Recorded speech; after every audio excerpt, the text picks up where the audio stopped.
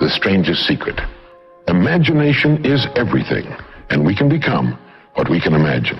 What makes a child grow up into the human being he becomes? Well, this is the reason for that. Of course, he's the confluence of a genetic pool that goes back for thousands and thousands of years. His environment has an influence on him, of course. But what makes him become the person he becomes is that he becomes what he thinks about most of the time. It's as simple as that. We become what we think about most of the time. And that's the strangest secret. This is why thinking is so vital. This is why a goal is so important. Because we will become that. This is why people who set goals achieve them. The trouble with men is not in achieving their goals. They do that. It's in establishing them. We must love them. We must help them. We must serve them, because our whole success will depend on our ability to do these things. All the experts are agreed that in each of us, there are deep reservoirs of ability, even genius, that we habitually fail to use. Why? We know that most people desire by nature to succeed. But what is success? What is this word that has become so famous in the world? What does it mean? Most people don't know what success is all about. And since they don't know what it's about, they really don't know where to look for it. Success is really nothing more than the progressive realization of a worthy ideal. This means that any person who knows what he's doing and where he's going is a success. Any person with a goal toward which he's working is a successful person. This means that the boy in high school who's working toward a diploma, or the boy in college toward a degree, is just as successful as any human being on earth, because he knows what he's doing, why he's getting up in the morning, and where he's going. But conversely, if a person doesn't know what he's working toward, what it is he wants, doesn't have a goal toward which he's working, then he must, at least by this definition, be called unsuccessful. Why isn't then, with this simple definition, why isn't everyone successful? It should be easy. Yet surveys indicate that 19 out of 20, 95% at least, are not. In fact, a survey one time asked thousands of working men why they got up in the morning and went to work, and 19 out of 20 didn't know. 19 out of 20 working people didn't have the foggiest notion of why they got up in the morning and went to work. Under closer questioning, they said, well, everybody works. Well, that would be a good reason to quit. In fact, here's a little rule of thumb you might want to remember. Whatever the great majority is doing under any given circumstance, if you do exactly the opposite, you'll probably never make another mistake as long as you live. Just something to keep in the back of your mind. The problem with most people is that they're playing the world's most unrewarding game. And the name of the game is follow the follower. There's a story about a small town in which there was a jewelry store, and like all jewelry stores, or most jewelry stores at least, he had a big clock in his window.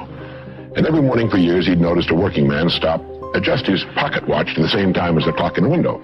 He'd been doing this for many years, and one morning the jeweler was out in front sweeping his sidewalk, and so he asked the man, he said, tell me, why do you adjust your watch to my big clock every morning? I've noticed you're doing that for years. The man said, well, I'm the foreman down at the big plant. He said, I want to make sure my watch is correct because I blow the quitting whistle every night at 5 o'clock. The jeweler looked at him rather strangely for a minute. He said, well, that's funny. He said, I've been setting that big clock in the window by that quitting whistle all these years. A very logical thing, but they could have been off 6 months. It was a case of a person just going along with what he thought to be correct without checking his references.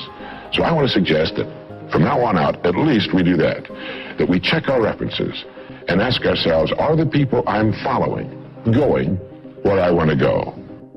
Attitude has been called the most important word in any language in the world, because it's our attitude toward our world, toward all the people in it, that will determine the world's attitude and all the people's attitude toward us. It's a simple thing. Most of us know it, but we tend to forget it. People will react to us according to our attitude. And our attitude is the greatest gift we can be given. You know, the little creatures of the world were given a wonderful gift by Mother Nature called protective coloring, in which they can blend into their background without being seen.